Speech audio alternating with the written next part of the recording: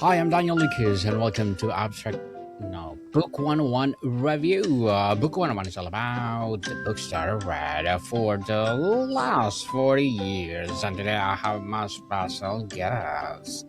He's a veteran e commerce founder who built a high growth brand only to watch 50% of his revenue stolen by copycats overnight. No other than Mr. Alan Lee. Hey Daniel, nice chatting with you. Welcome, Mr. Allen, on Book 101 Review. And can you please introduce more about yourself that I miss? Yeah, so I think you got pretty much all of it. Yeah, I'm an entrepreneur, working on a business called Copycatch right now, and we help brands who are struggling with dealing with people who are knocking out their products and undercutting them on Amazon.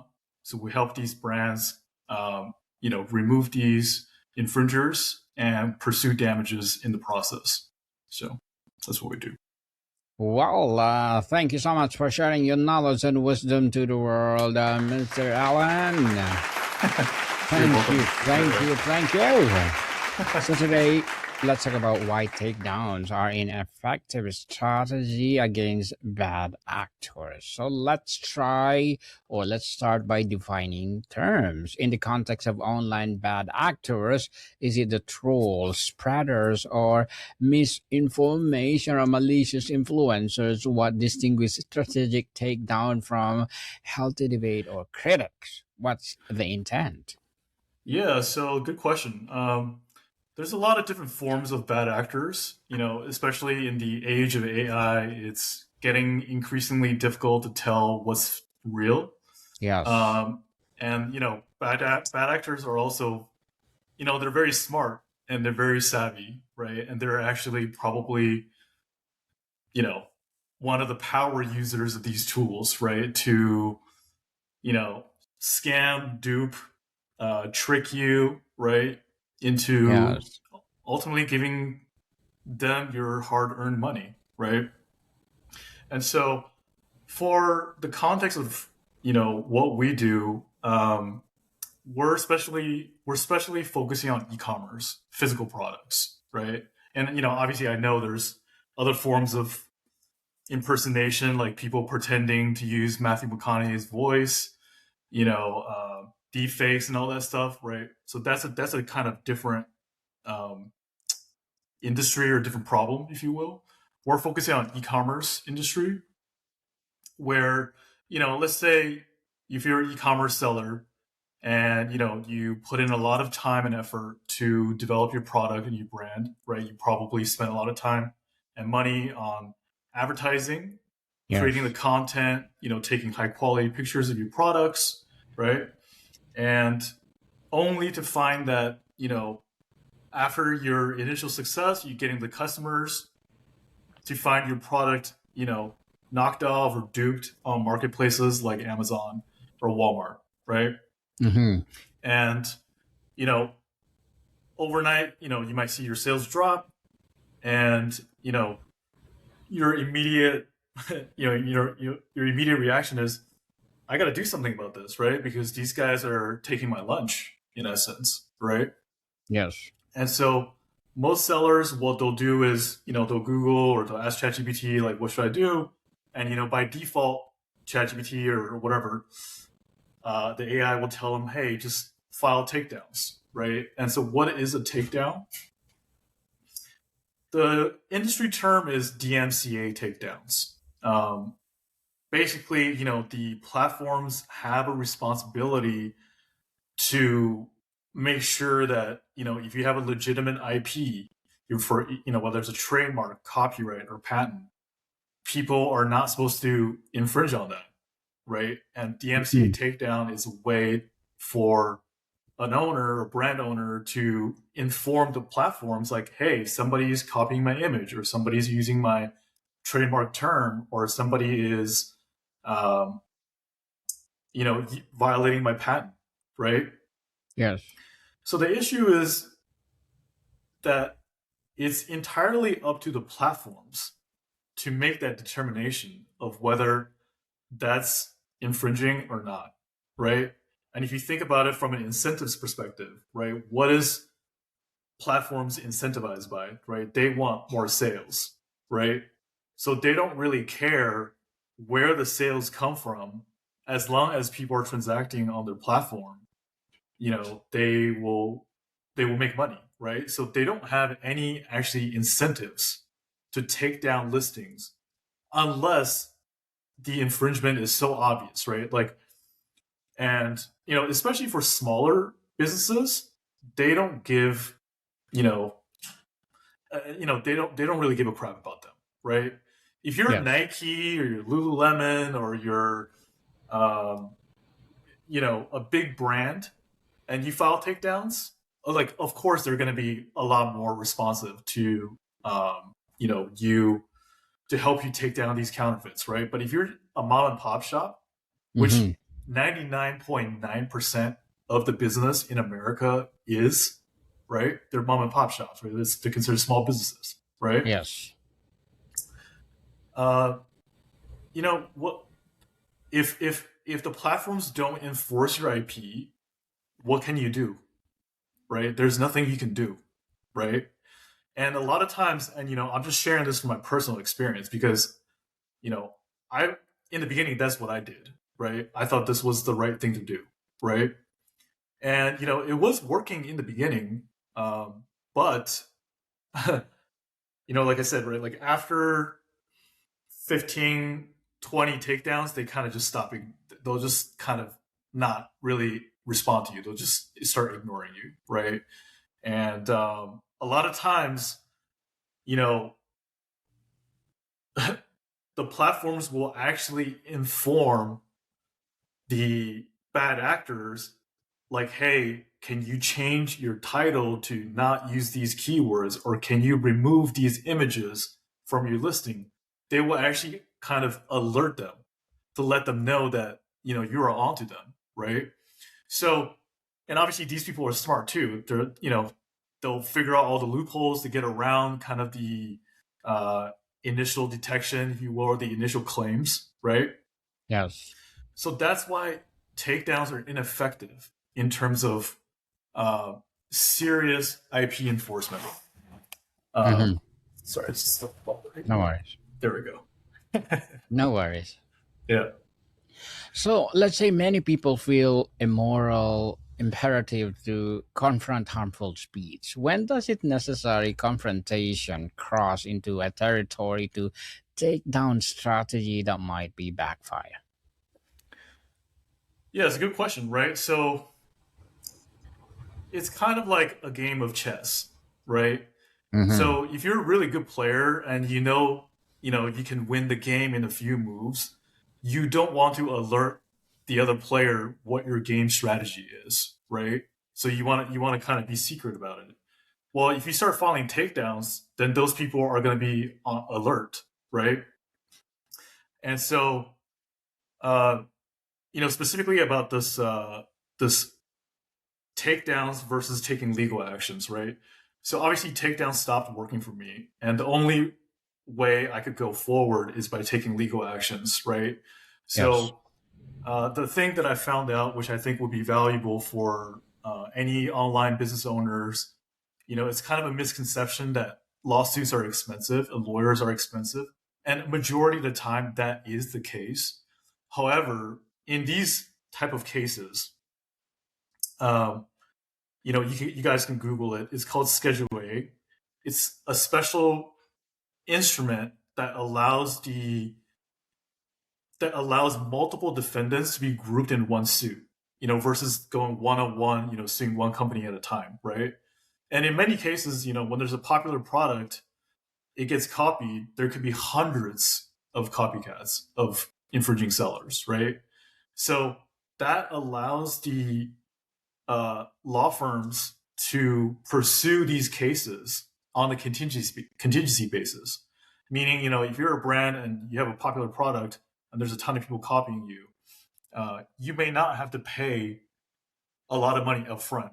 And in my case, I didn't have to pay anything up front because there were just like so many of these bad actors, right?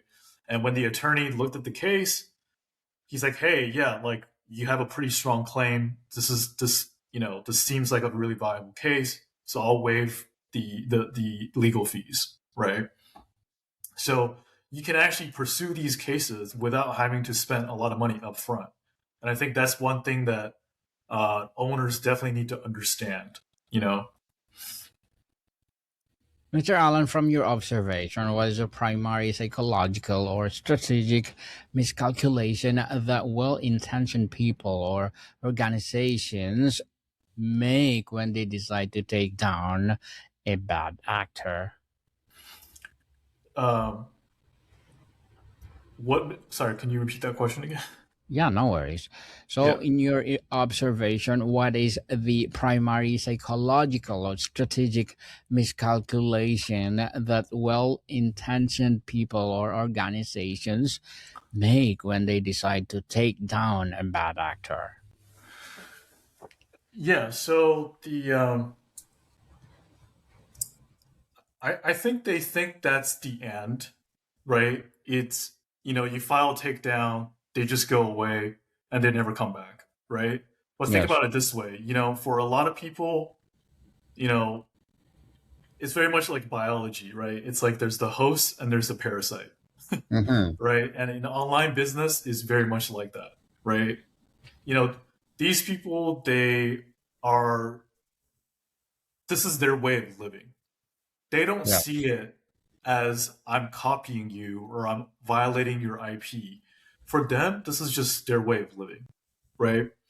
And so they're not going to stop, right? Unless they've been taught a lesson, unless there's real consequences, right?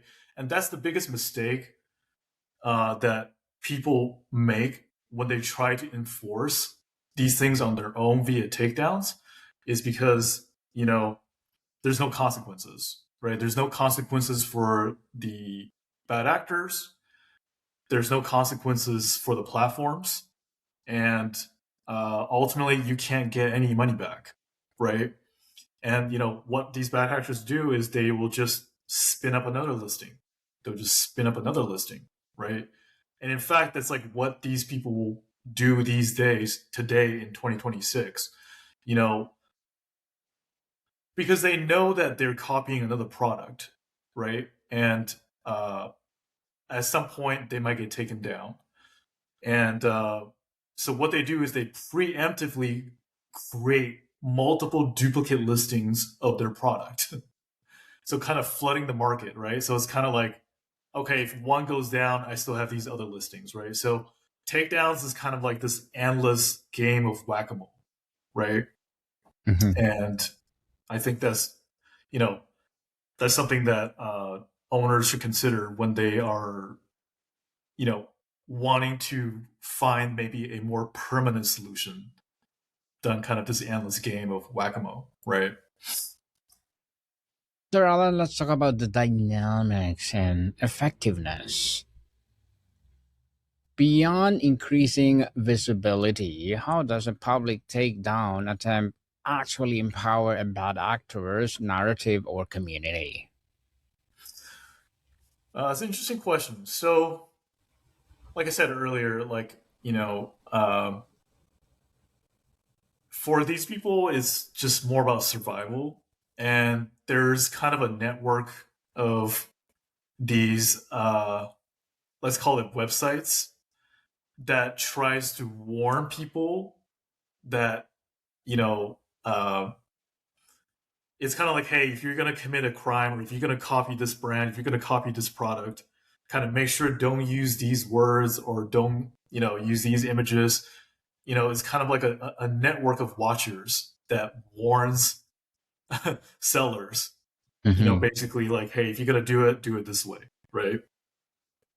So, yeah, that's, So, yeah. Mr. Allen, what are the collateral damage risks? How can takedown attempt inadvertently harm bystanders, platforms, or legitimate discourse in the same sphere? I mean, I think takedowns has its place in terms of, the IP enforcement. piece, right? And for a lot of people, that is probably the first thing they should try to see if that resolves the issue for them. But in my experience, like that doesn't really resolve the issue, right? It's kind of like, taking something away from a kid only is going to make the kid want it even more. Mhm. Right? So Yes. it's kind of like that working with the takedowns, right? Um, you squash them, they pop right back up, right? Because there's no consequences, right? So I think the issue is that it's inconsistent. It's inconsistently enforced, and um, it's very frustrating, right? Because infringement is kind of like a yes and no, right? Kind of a Yes. black and white kind of situation, right? Um, and the fact that it's inconsistent makes it like a very poor solution for everybody involved, for the platform, for the sellers, right?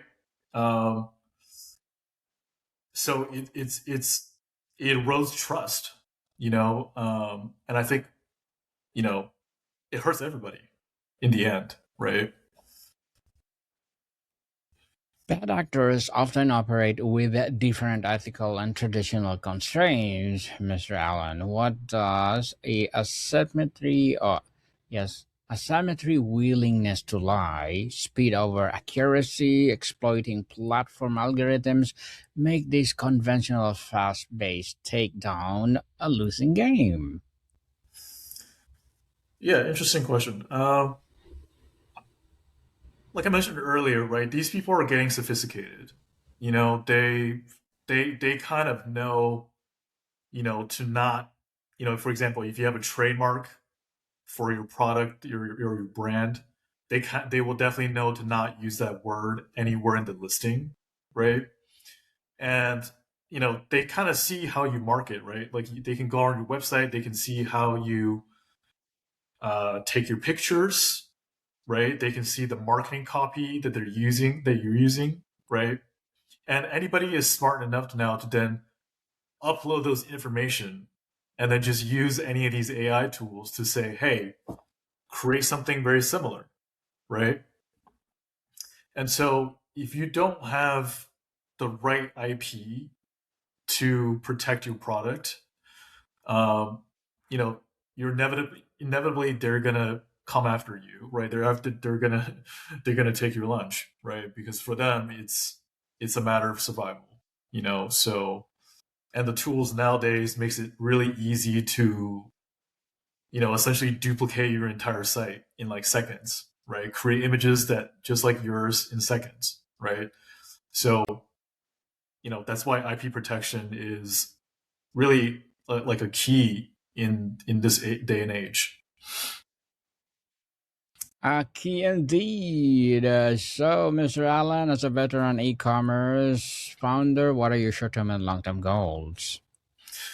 So my short term and long term goals are really the same. I'm very much focused on building out copy catch, because I've went through this process myself, and I've actually now figured out how to effectively address this problem through the Schedule A lawsuit method that I mentioned earlier.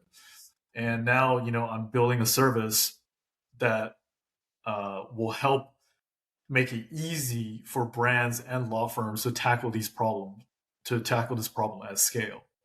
In the beginning, when I was doing the evidence collection part, because as part of the court proceedings, you have to document like, hey, this is their listing, this is their seller info, stuff like that, right?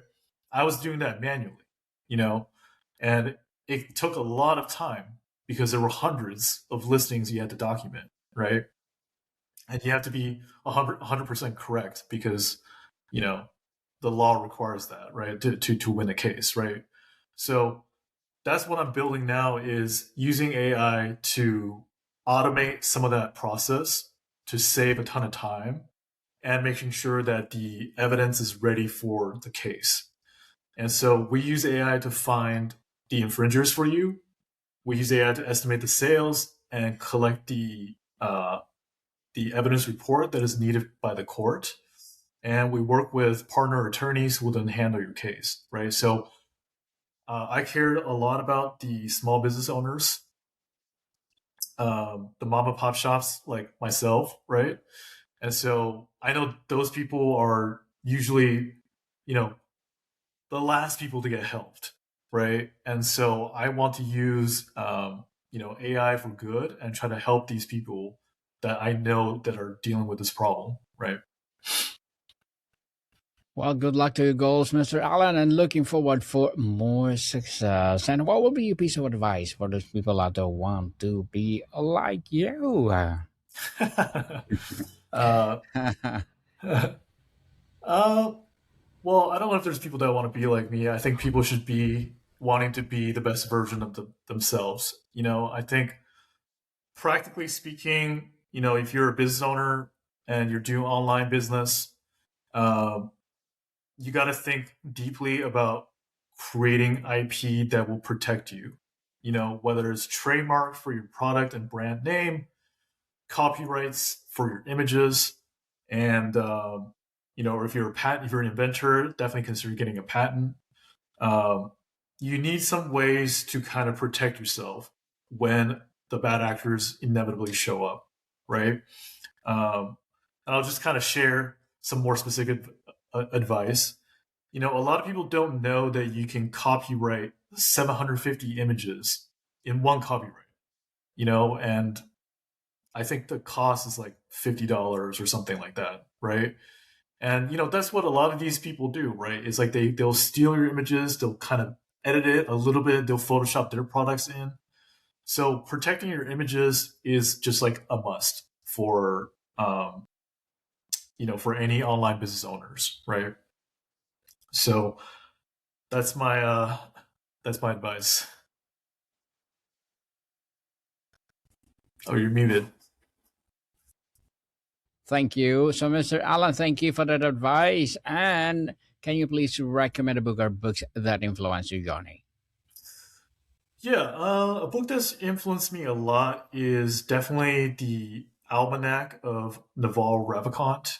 Mm-hmm. I think probably a lot of people, at this point should know about him. But in the earlier days when I was in my 20s, um, I spent a lot of time reading his tweets, and then somebody took all his tweets and compiled it into a book, which I have. And those advice that I've gotten from, or that I've listened, or tried to implement in my own life, has definitely helped me, in terms of entrepreneurial success and also just trying to be a good person.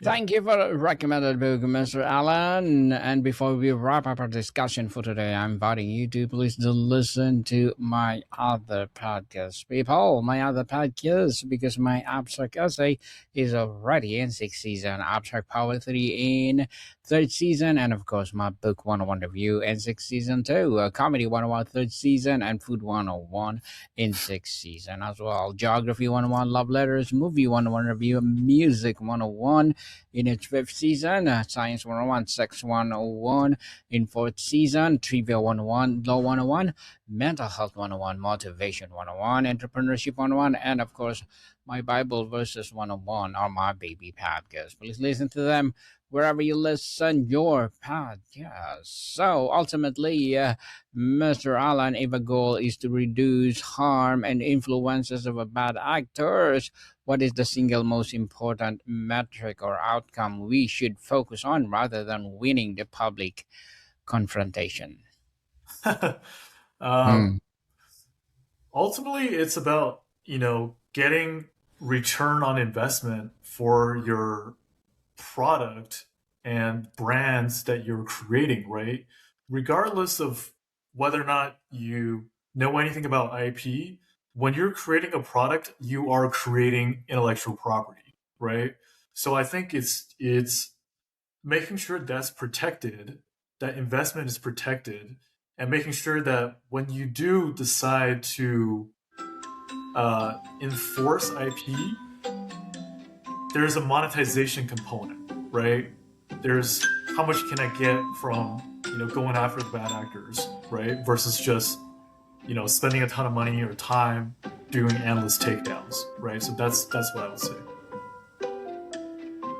Well, thank you, Mr. Allen, for sharing your knowledge and wisdom to the world. So, can you please invite our listeners to support your advocacy, your business, or whatever you want to promote on Book 101 Review? Sure, yeah. If you are dealing with copycats undercutting you on Amazon or Walmart or TikTok Shop or any of the marketplaces, check out copycatch.ai. So once again, it's copycatch.ai. Yes, people, let's support Mr. Allen Lee, because if you support him, for sure, more and more empowering advocacy like this to rise. So, Mr. Allen, thank you so much for your time. Thank you, Daniel. Marty people, see you soon.